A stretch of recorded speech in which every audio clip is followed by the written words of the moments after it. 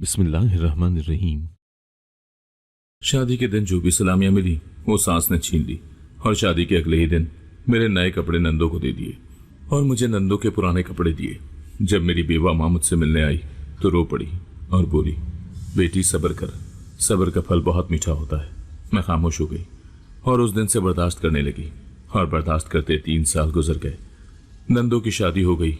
अब मेरा दिल हर चीज से मुर्दा हो चुका था। मैं हंसना भूल गई थी जब मुझ पर एक और पहाड़ टूटा कि शौहर दूसरी शादी कराया और सास ने दूसरी बहू कबूल कर ली। मैं रोते हुए माँ के पास गई तो माँ बोली, बेटी सब्र कर। मैं वापस ससुराल लौट आई और सौतन की मुलाजमत करने लगी, पर आज अपने रब के सामने रोते हुए कहा कि अब सब्र नहीं होता और रोते रोते सो गई। सुबह आंख खुली तो मैं हुजला उरूसी में अपने शौहर का इंतजार कर रही थी। रात के तकरीबन 12 बज चुके थे और बैठे बैठे मेरी कमर अकड़ गई थी, मगर मेरे दिल में एक अजीब सी घबराहट और खुशी अंगड़ाई ले रही थी। आज मेरी शादी के पहले पहले लम्हे का आगाज था और मैं जानती थी कि इसकी शुरुआत बहुत ही यादगार होगी, क्योंकि ये मेरी लव मैरिज थी।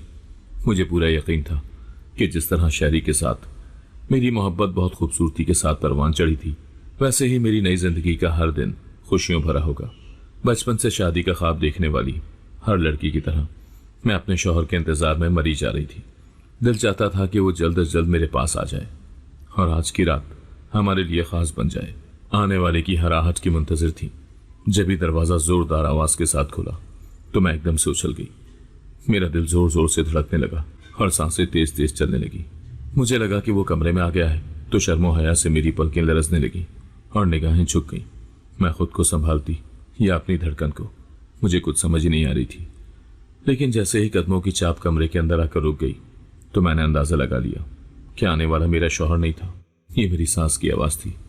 मैंने घबरा कर नजरें ऊपर उठाई तो उन्हें अपने बेड के नजदीक खड़ा पाया। उनकी आंखों में एक अजीब सा तासुर था जिसे मैं समझ नहीं पाई। कैसी हो, उन्होंने पूछा। मैंने नरमी से जवाब दिया, जी ठीक हूं। लेकिन मुझे अपने दिल पर एक अजीब सा बोझ महसूस होने लगा। वो बगैर किसी हिचकिचाहट के मेरे जहेज का जायजा लेने लगी। तुम्हारी माँ ने सिर्फ एक कमरे का जहेज दिया है, वो भी पूरा नहीं। कम से कम इतना तो होना चाहिए था कि कमरा खाली खाली ना लगता। उनके लहजे की तलखी ने मेरे दिल को चीर दिया। मैंने नजरें नीचे कर ली। मुझे क्या पता था कि मेरी शादी की पहली रात ऐसी होगी कि जहेज की कमी का ताना सुनने को मिलेगा। बर्तन देखो, सिर्फ 4 बर्तन हैं। कितनी खाली खाली अलमारी लग रही है, वो मुंह बनाकर बोली। फिर उन्होंने बर्तनों की अलमारी खोली और टी सेट में से चाय की एक प्याली का इंतखाब करके उठाया। तो वाह, कितना हल्का मटेरियल है। बस सस्ते सस्ते से बर्तन देकर जान छुड़ाई है बाजी ने। हाँ भाई, कौन पूछने वाला है। और देख लो, मारे मुरव्वत के हम बोले भी नहीं। मैं चुपचाप उनकी बातें सुन रही थी। दिल में एक अजीब सी बेबसी थी। ऐसा लग रहा था जैसे मैं किसी खरीदार के सामने खड़ी हूं जो मेरी माँ की मोहब्बत की कीमत लगा रहा है। हालांकि मैं किसी गैर खानदान में ब्याह कर नहीं आई थी। मेरी शादी अपनों में हुई थी। ये मेरी खाला का घर था, लेकिन आज वो सिर्फ मेरी सास के रूप में नजर आ रही थी। और दूल्हे के घर वालों के लिए जो कपड़े तुम्हारी माँ ने देने थे वो कहाँ हैं? ये सुनकर मैं और भी परेशान हो गई। मुझे नहीं पता खाला, अम्मी ने रखे होंगे, शायद किसी बक्से में पड़े हों। चलो सुबह देख लूंगी, वो भी बर्तनों की तरह बस सस्ते सस्ते से ही होंगे। कौन सी खुशी है जो अभी निकाल कर देखूं। उनकी बात पर मैं दुख से सोचने लगी कि मेरी माँ ने अपनी हैसियत के मुताबिक हर चीज दी थी और सब जानते थे कि हम किसी अमीर खानदान से ताल्लुक नहीं रखते। खाला को हमारी गुर्बत का अच्छी तरह इल्म था। वो जानती थी कि मैं बचपन में ही यतीम हो गई थी और मेरी माँ ने अपनी जिंदगी बेहद इज्जत से गुजारी और मुझे बड़ी मुश्किल से पाला था। वो प्राइवेट स्कूल टीचर थी और उनकी तनख्वाह बहुत ही मामूली सी थी, लेकिन उन्होंने मेरी तालीम और तरबियत में कोई कमी नहीं छोड़ी। हालांकि सारी जिंदगी सिंगल मदर होने की वजह से उन्होंने बहुत मुश्किलात का सामना किया। खाला मेरी अम्मी की कुर्बानियों से आगाह थी और हमेशा अम्मी की तारीफ करती रही, लेकिन आज वो सास के रूप में बिल्कुल बदल चुकी थी। उनकी बातों ने मुझे अंदर से तोड़ कर रख दिया था। मेरी आंखों में आंसू भर आए थे, लेकिन मैं खामोश रही। अब तक ऐसे क्यों बैठी हो? कपड़े चेंज कर लो और सो जाओ। शहरी तो कहीं सुबह ही आएगा, दोस्तों के साथ बैठा होगा। उनकी ये अल्फाज मेरे लिए मजीद हैरान कुन थे। शादी की पहली रात थी और वो कितनी बेनियाजी से कह रही थी कि मेरा शौहर मेरे पास नहीं आएगा। उनके लहजे में न कोई फिक्र थी, न कोई एहसास नदामत। मेरा दिल तो एक भारी बोझ तले किसी जख्मी परिंदे की तरह फड़फड़ाने लगा। क्या ये वाकई मेरी शादी की पहली रात है क्या ऐसा ही होता है? दिल में सवालात थे, लेकिन मैंने कुछ नहीं कहा। वो फिर से बोली, अच्छा ये गोल्डन पर्स मुझे दो जरा। मैंने लरसते हाथों से अपना पर्स उन्हें दिया। उन्होंने पर्स को फौरन खोला और अंदर झांका। पर्स में मेरी सलामी के पैसे पड़े थे। फिर उन्होंने पर्स मेरी गोद में वापस फेंक दिया। मैं हैरत ज़दा रह गई। उनके रवैये में न कोई नरमी थी, न कोई शफकत, और वो कमरे से बाहर चली गई। उनके जाते ही मेरी रुकी हुई सांस बहाल हुई। मैं कुछ देर के लिए हैरान बैठी रही। उनकी आमद से दिलो दिमाग जैसे थक से गए थे। मैं बार बार दरवाजे की तरफ देखती कि कहीं वो फिर से ना आ जाए। जब काफी देर आफियत में गुजरी तो मैंने निहायत आहिस्तगी से अपना पर्स खोला तो मेरी सांस जैसे रुक सी गई। पर्स बिल्कुल खाली था। मेरी सास ने सलामी के सारे पैसे ले लिए थे। मेरे दिल में एक अजीब सा दर्द उठा तो मैंने अपना सर पकड़ लिया और खाली पर्स को देखने लगी। क्या ये मेरी शादी की पहली रात है? क्या ये वो जिंदगी है जिसका मैंने कभी ख्वाब देखा था? मैं सोचती रही, क्या ऐसा कैसे हो सकता है? एक तरफ तो ये मेरा अपना खानदान था, मेरी खाला का घर था, लेकिन दूसरी तरफ मुझे यूं लग रहा था जैसे मैं किसी बिल्कुल अजनबी जगह पर हूं। दिल में बहुत से सवालात उठ रहे थे, लेकिन उनका कोई जवाब मेरे पास नहीं था। क्या हर लड़की की जिंदगी का आगाज ऐसे ही होता है? क्या ये शादी की वो खुशियों भरी रात होती है जिसका जिक्र कहानियों में होता है? या फिर मैंने कुछ गलत कर दिया है? पहली रात को ही इस कदर जिल्लत का सामना करना पड़ेगा, मैंने कभी सोचा भी नहीं था। वो लम्हे मेरे लिए जैसे ठहर गए थे। मेरे ख्वाबों का महल एक ही झटके में जमीन बोस हो गया था। मेरी आंखों में आंसू थे, दिल में एक भारी बोझ और जहन में हजारों सवाल। लेकिन मैंने अपने आंसू पीने की कोशिश की। ये रात, ये लम्हे, ये दर्द शायद अब मेरी जिंदगी का हिस्सा बनने वाले थे, लेकिन मैं अपनी मां जैसा जिगरा कहां से लाऊंगी? मैं ये नाइंसाफी कतन बर्दाश्त नहीं करूंगी। कि अचानक मुझे रुखसती के वक्त अम्मी की नसीहत याद आ गई। उन्होंने मुझे मेरे कान में सरगोशी करते हुए कहा था कि चाहे कुछ भी हो जाए, एक तो तुम्हें अपना घर छोड़कर नहीं आना, और दूसरा हालात जैसे भी हों तुमने तलाक के हवाले से कभी नहीं सोचना। मैंने अम्मी की जब ये बात सुनी तो एकदम निकाह उठाकर उनके चेहरे की तरफ देखा तो न जाने मुझे क्यों ऐसा लगा कि अम्मी भरी जवानी में बेवगी की जिंदगी गुजारने पर शायद अब पछता रही हैं।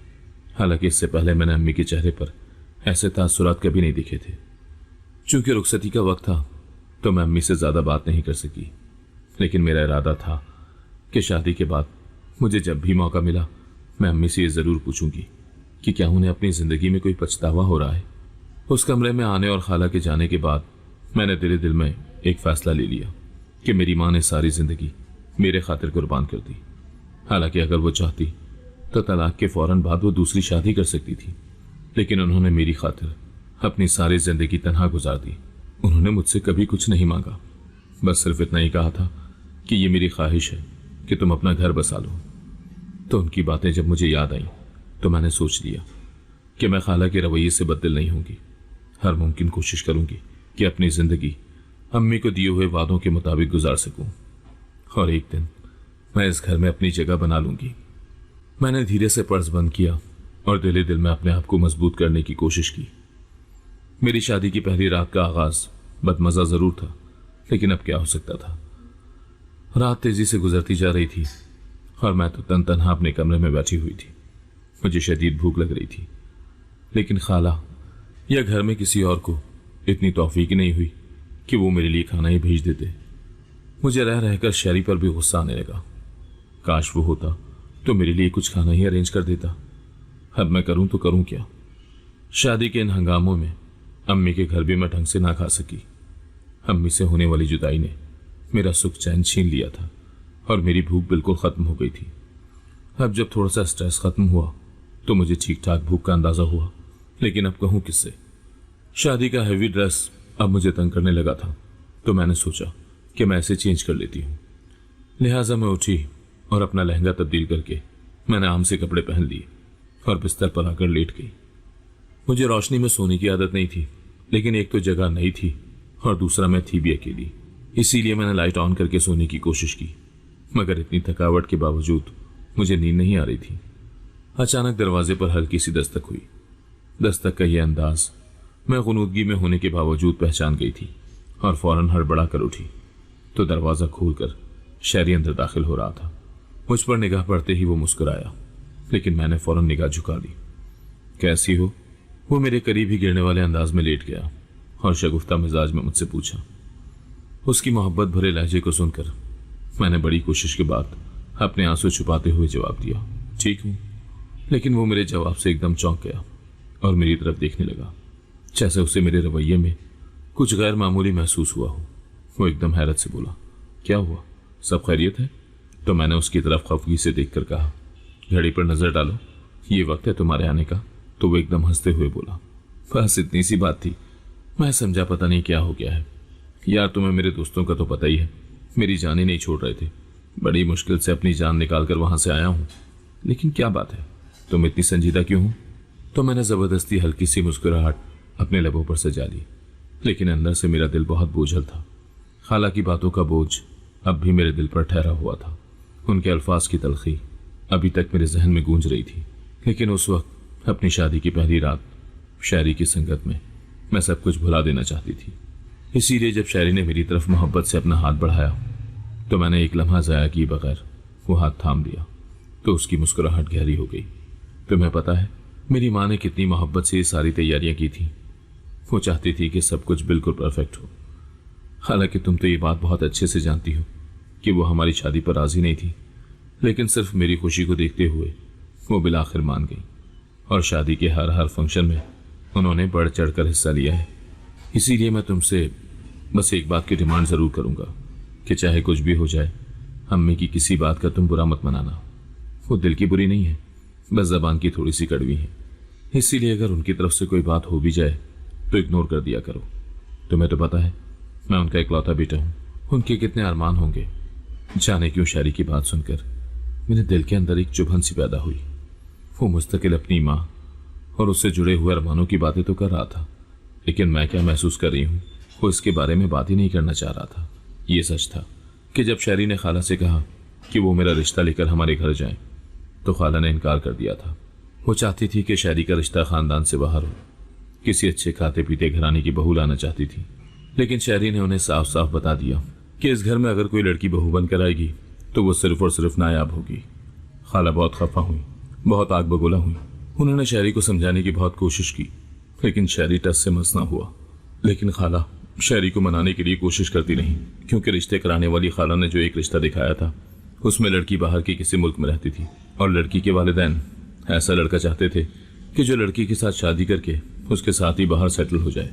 खाला को यह रिश्ता दिलो जान से भाग गया था और वो ये चाहती थी कि शायरी मुल्क से बाहर चला जाए ताकि उनके घर के हालात अच्छे हो जाएं। वैसे भी इर्द गिर्द मोहल्ले से जितने भी लड़के बाहर गए थे उनके घर के हालात महीनों में बदल गए थे। लिहाजा खाला ने फौरन ही यहाँ हाँ कर दी थी। लेकिन मसला तो तब हुआ जब शायरी बिल्कुल ही इनकारी हो गया। उसने साफ साफ कहा कि अगर वो उसकी शादी ज़बरदस्ती करेंगी तो वो ये घर ही छोड़कर चला जाएगा। शायरी की इस धमकी पर खाला की जान ही निकल गई। वो हमारे घर आई और उन्होंने अम्मी से कहा, तुम शायरी को बुलवाकर साफ साफ कहो कि नायाब का रिश्ता तुम्हारे साथ नहीं करूंगी। तो अम्मी हक्का बक्का खाला की तरफ देखने लगी। उन्हें समझ ही नहीं आ रही थी कि ये हो क्या रहा है। तो खाला ने बताया, शायरी नायाब को दिलो जान से चाहता है और अब काफ़ी दिनों से मेरे पीछे पड़ा हुआ है कि मैं जाकर नायाब का रिश्ता मांगूं, जबकि मैं उसका रिश्ता खानदान से बाहर करना चाहती हूँ। एक रिश्ता मेरी नज़र में है, लड़की वाले लड़के को बाहर भी बुला रहे हैं, और क्या चाहिए। लेकिन अब शायरी माने तो तब ना। खाला की बातें सुनकर मेरा दिल जोर जोर से धड़कने लगा। मैं ये तो जानती थी कि शायरी बेवफा नहीं है, वो मर तो सकता है लेकिन खाला की बताई हुई जगह पर किसी सूरत शादी नहीं करेगा। लेकिन फिर भी दिल डर सा रहा था। अम्मी ने इंतहाई तहम्मुल से खाला की सारी बात सुनी और कहा, तुम क्यों फिक्र करती हो, तुम शायरी को रात को मेरे पास भेजना, मैं उसे खुद समझाऊंगी। तो खाला बोली, अरे वो समझाने से नहीं समझेगा, बस तुम एक काम करो, अगर तुम मेरी अच्छी बहन हो तो अम्मी ने सवालिया नजरों से उनकी तरफ देखा। तो खाला ने कहा, मैं शायरी को भेजूंगी, बस तुम उसे साफ साफ दो टोक अंदाज में कहना कि मैं तुम्हें किसी सूरत भी नायाब का रिश्ता नहीं दूंगी, बल्कि बहाना कर देना कि तुमने नायाब का रिश्ता तय कर दिया है। तो खाला की बात सुनकर अम्मी ने अफसरदगी से गहरी सांस ली और फिर उनकी तसल्ली के खातिर कह दिया कि मैं ऐसा ही कहूंगी, तुम फिक्र मत करो।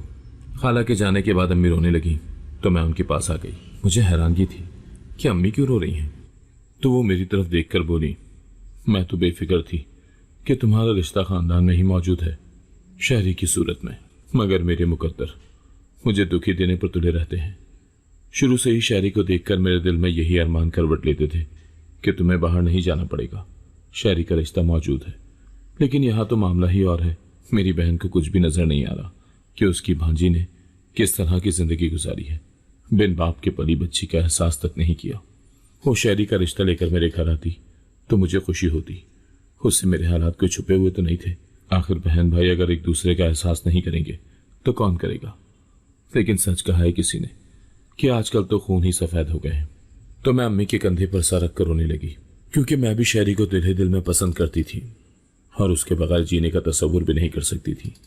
अम्मी ने खाला को मुतमईन करके घर तो भेज दिया था, लेकिन उसके बाद मेरा जीना मुहाल हो गया।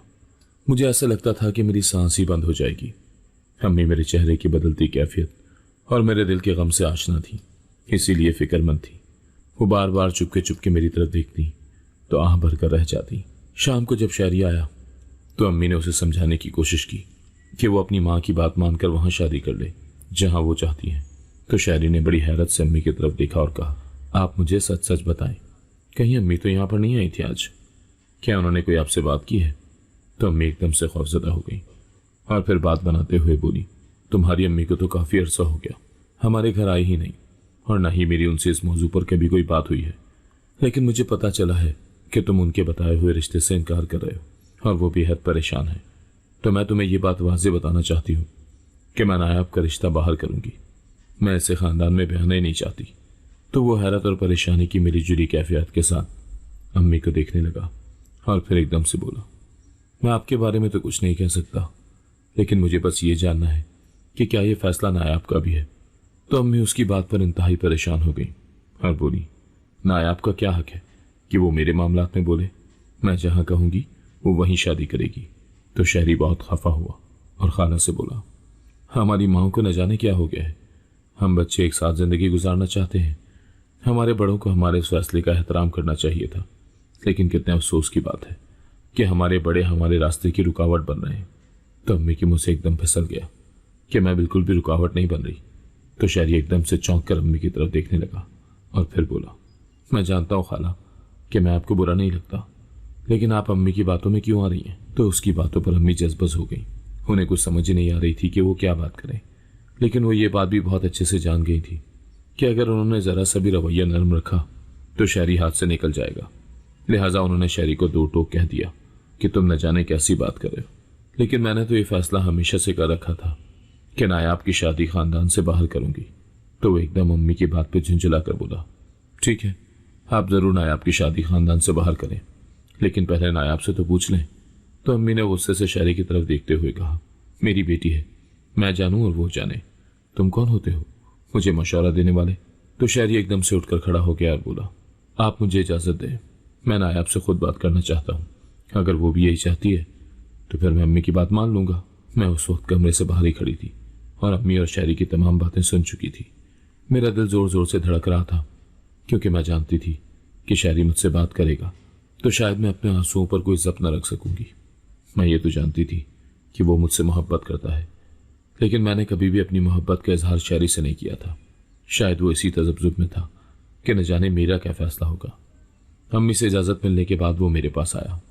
इससे पहले कि वो मुझसे कोई बात करता, मैंने अम्मी की बात की लाज रखते हुए उसे फौरन कहा, अम्मी ने जो भी कहा है वो बिल्कुल दुरुस्त है। तो वो एकदम से बोला, तुम ये क्या कह रही हो?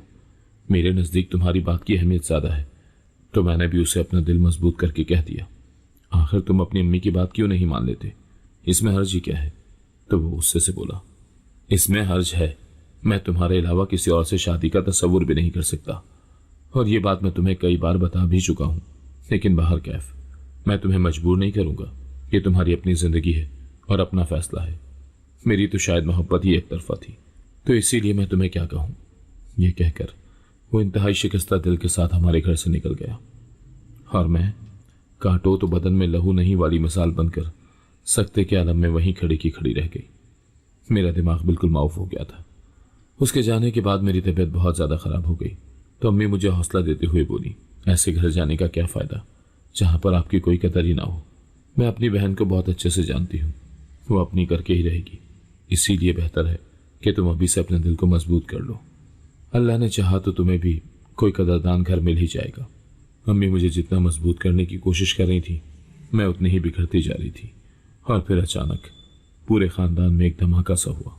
जब सबको पता चला कि शहरी ने ढेर सारी नींद की गोलियां खा ली हैं और उसकी हालत इंतहाई नाजुक है, तो मेरे तो पैरों तले से जमीन ही निकल गई।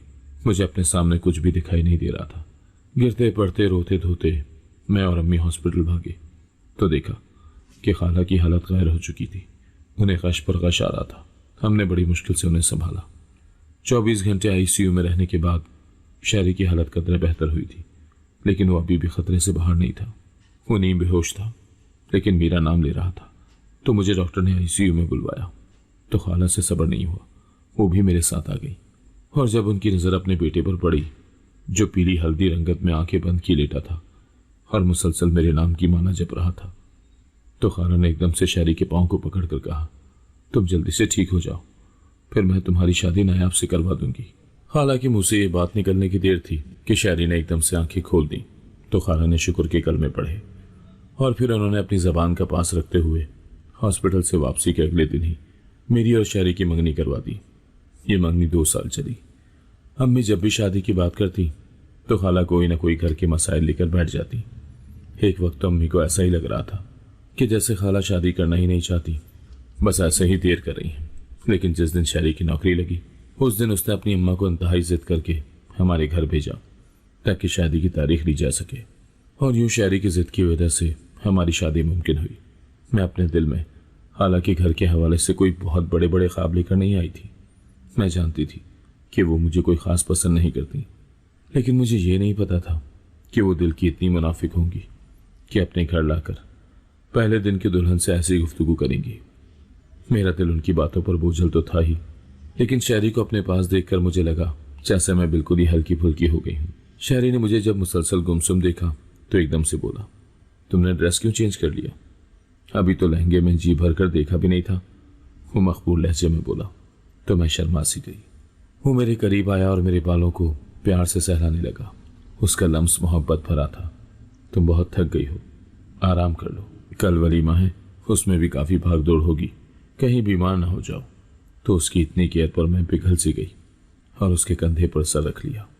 अगली सुबह का सूरज तुलू हुआ तो अपनी ज़िंदगी की नई सुबह पर मेरा दिल सरशार और मुतमईन था, क्योंकि मैंने जिसे चाहा वो मेरे पहलू में लेटा था। अचानक खाला की बातें याद आई तो एक झुरझुरी सी आई। मैं शावर लेकर बाथरूम से निकली ही थी कि अचानक हमारे कमरे का दरवाज़ा ज़ोर ज़ोर से धड़धड़ाया तो मैं बहुत बुरी तरह से सहम गई।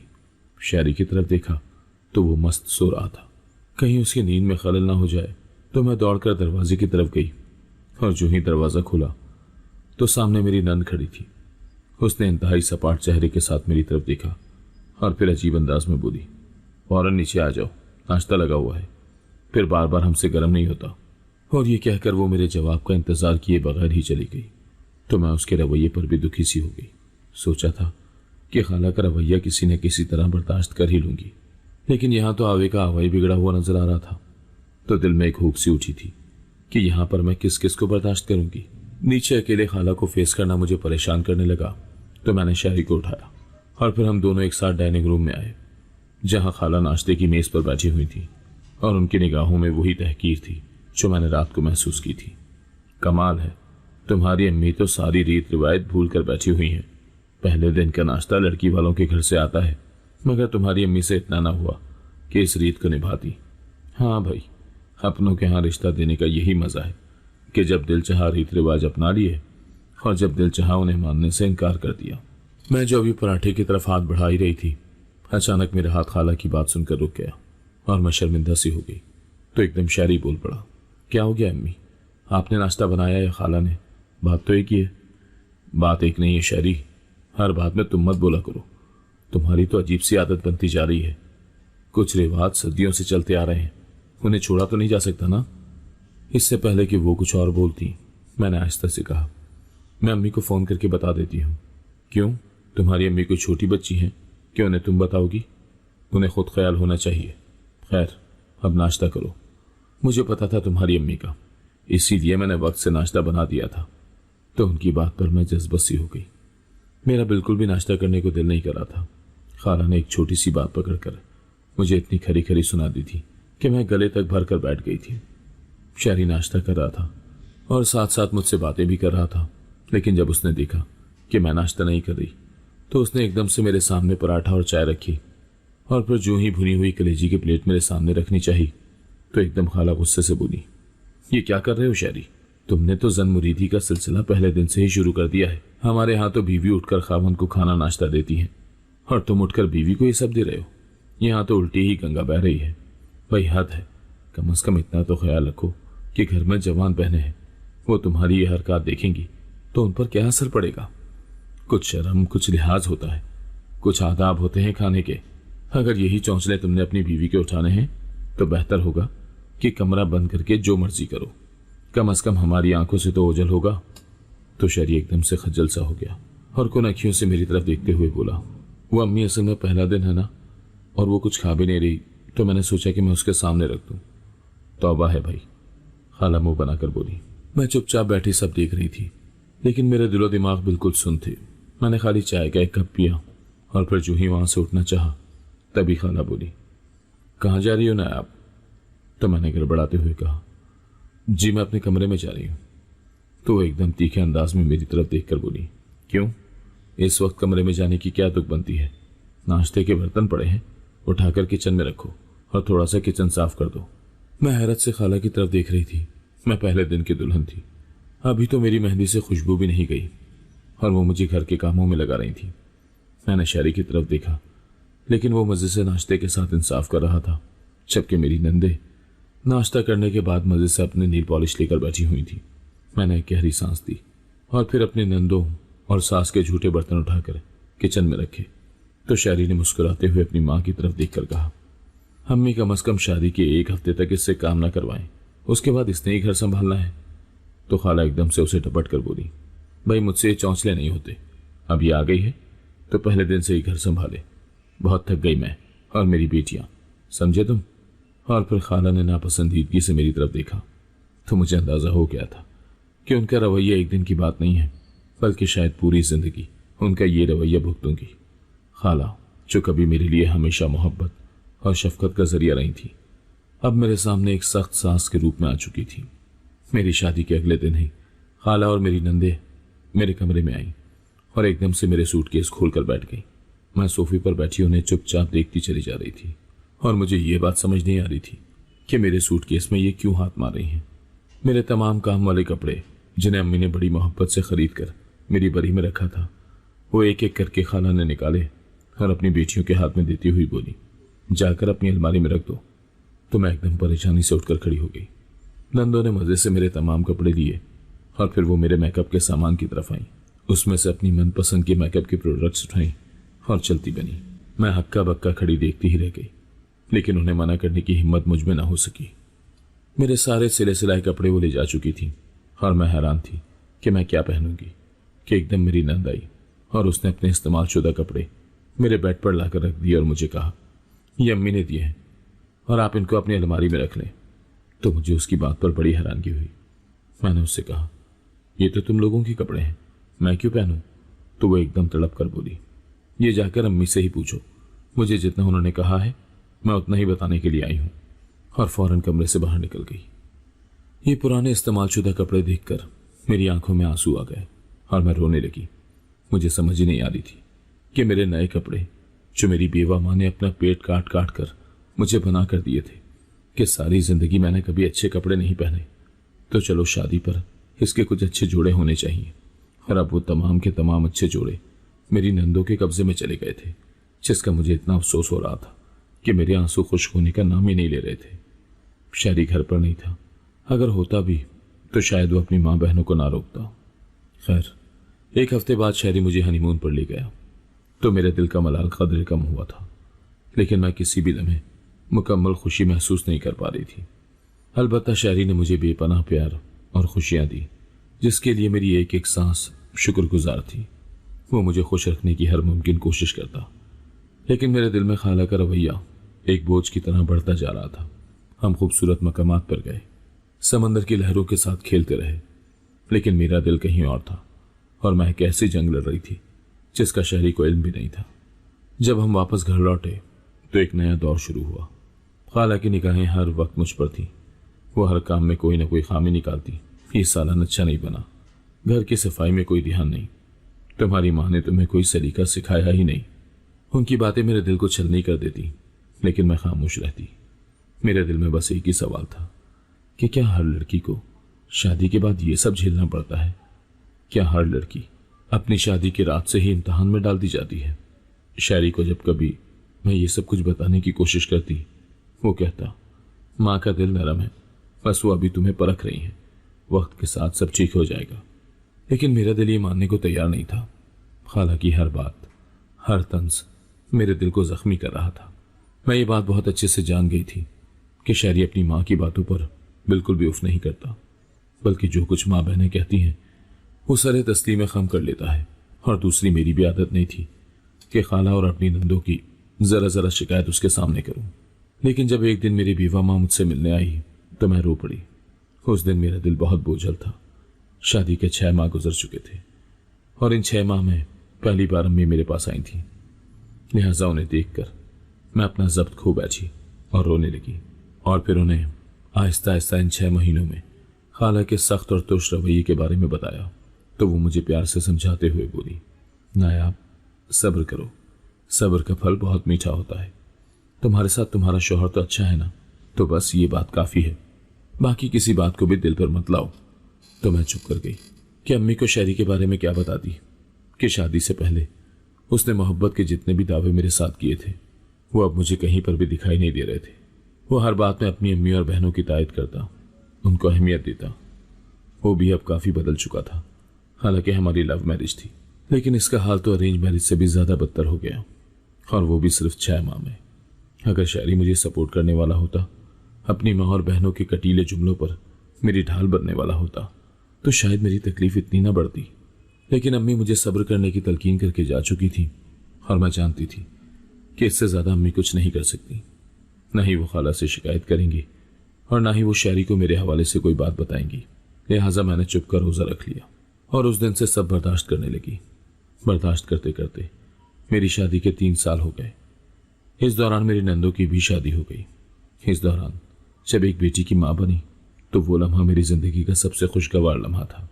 एक नन्ही सी जान जो मेरे वजूद का हिस्सा थी मेरी बाहों में आई तो मैंने महसूस किया जैसे मैंने दुनिया की सबसे बड़ी खुशी हासिल कर ली हो। मैंने उसका नाम बहुत मोहब्बत और दुआओं से रखा था और वो मेरी जिंदगी का महवर बन गई। लेकिन इस खुशी के साथ ही जिंदगी ने मुझे कड़े इम्तहानों में डाल दिया। जैसे ही बेटी पैदा हुई, खाला ने मेरी जिंदगी को मजीद दुश्वार कर दिया। उन्हें बेटी की पैदाइश से शदीद मायूसी हुई। वो हर वक्त मुझसे पोते का तकाजा करने लगी। उनका रवैया मेरे साथ इंतहाई सर्द और तल्ख हो चुका था। उन्हें अपनी पोती की कोई परवाह नहीं थी, बल्कि वो हर वक्त पोते की कमी का एहसास दिलाने लगती। मैं अक्सर सोचती कि आखिर मैं क्या करूं, बच्चे का जिन्स मेरे बस में तो नहीं था। लेकिन खाला को ये बात कौन समझाता। दूसरी जानिब शायरी भी मेरी मुश्किलात को समझने के बजाय मुझसे दूर होता जा रहा था। वो अब वैसा नहीं रहा था जैसा शादी के शुरू में था। उसके दिल में मेरे लिए मोहब्बत का कोई एहसास बाकी न रहा था। बेटी की पैदाइश के बाद वो मुझसे बेरुखी बरतने लगा। मैंने कई बार उससे बात करने की कोशिश की, लेकिन वो मुझे नज़रअंदाज करता रहा। मैंने उसके मोबाइल पर किसी और लड़की के साथ मोहब्बत भरी चैट भी पढ़ ली थी और उसकी बेरुखी की वजह अब समझ में भी आ गई थी। मैंने उसे समझाना चाहा तो वो उल्टा मुझ पर बिगड़ने लगा और अपनी मोहब्बत के अंजाम पर मेरा दिल टूट गया। मैंने सोचा कि शायद वक्त के साथ हालात बेहतर हो जाएंगे, लेकिन ऐसा ना हो सका। मेरा दिल हर चीज़ से बेजार हो चुका था। मैं अपनी बेटी के साथ वक्त गुजारने की कोशिश करती, लेकिन शायरी की बेरुखी और खाला की सख्तियों ने मुझ पर हर खुशी हराम कर डाली थी। मैंने हर मुमकिन कोशिश की कि शायरी का दिल जीत सकूं, लेकिन वो अब किसी और के बारे में सोचने लगा था। उसके दिल में ना मेरे लिए मोहब्बत रही थी और ना इज्जत, बल्कि हम तो एक कमरे में अब सोते भी नहीं थे। जब मैंने उससे इस बात का गिला किया तो वो कहने लगा, बच्ची के रोने की वजह से मैं सो नहीं पाता, इसीलिए मैंने कमरा अलग कर लिया है। लेकिन वो झूठ बोल रहा था कि उसे सोने की जल्द आदत है, बल्कि मेरी बेटी तो इतनी मासूम थी कि रात भर सोई रहती थी। अलबत्ता शायरी रात भर जाग कर न जाने किससे कॉल पर बातें करता रहता था। शायद ये वही लड़की थी जिसकी चैट मैंने पढ़ी थी। फिर एक दिन मेरी जिंदगी पर एक और क़यामत टूटी। शायरी ने मुझे बताया कि उसने दूसरी शादी कर ली है। ये खबर मेरे लिए इतनी तकलीफ दे थी कि मैं कुछ देर तक सुन हो गई। मैंने खाला से मदद की उम्मीद की, लेकिन उन्होंने भी अपनी नई बहू को बखुशी कबूल कर लिया। मेरे पास कोई चारा नहीं बचा। मैं रोते हुए अपनी माँ के पास चली गई। मेरी माँ ने मुझे तसल्ली दी और कहा कि मैं सब्र करूं। उन्होंने कहा कि यह वक्त भी गुजर जाएगा। उन्होंने मुझे समझाया कि हालात का मुकाबला करो और हिम्मत ना हारो। लेकिन मैं जानती थी कि मेरे ससुराल में मेरी कोई अहमियत नहीं रही। शहरी और खाला की नज़रों में अब सिर्फ नई बहू और उससे होने वाला बच्चा अहम था। जब मेरी सौतन ने घर में कदम रखा तो मेरे लिए हालात मजीद खराब हो गए। उसने मुझे घर में मुलाजमा जैसा सलूक देना शुरू कर दिया। हर वक्त वो मुझ पर हुक्म चलाती। मेरी मौजूदगी उससे बर्दाश्त नहीं थी। मैंने कई बार शहरी से शिकायत की कि वो अपनी बीवी को रोके, लेकिन वो उल्टा मेरा ही मजाक बनाने लगा।